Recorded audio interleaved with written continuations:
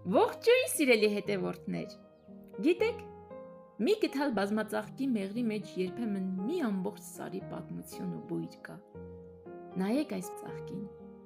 Սա զիվանն է, կամ ժողովրդական լեզվով տուտուկ։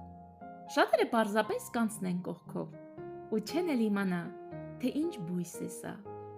Բայց մեր տատիկների ու պապիկների ժամանակներից զիվանը հայտնի է եղել որպես դեղաբույս։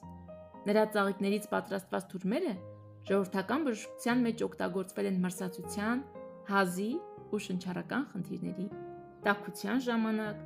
նաև որպես խորխաբեր ու քրտինքաբեր միջոց։ Իսկ որոշ ավանդական կիրառություններ կապված են նաև մարսողական անհարմարությունների ու փքվածության հետ։ Ու հիմա նայեք,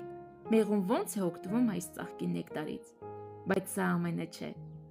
Այս սարերում կա վայրի ուրձ, որի ծաղիկներն էլ մեղուների համար նեկտարի աղբյուր են։ Կա մասուրի ծաղիկ, կան անթիվ վայրի ծաղիկներ ու բույսեր, որոնց անունները գուցե նույնիսկ չգիտենք։ Մեղուն դրանցից ոչ մեկ չի առանձնացնում։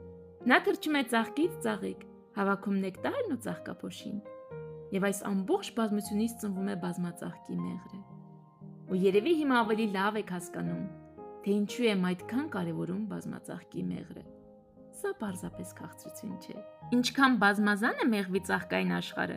այնքան առողջարար է մեղրը, որը դառնում է ձեր տան սեղանի զարդը։ Իսկ հիմա տեսեք, ես արդեն ձեզ համար հատուկ քաղել եմ։ Ով կուզի այս փնջից, գրեք ինձ։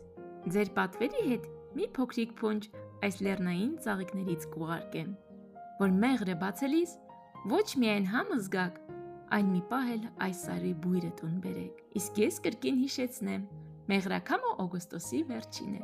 Նախապատվերներն արդեն գրանցում ենք։ Սեպտեմբերից սիրով կառաքենք ձեր սրտի իմ մեղրը։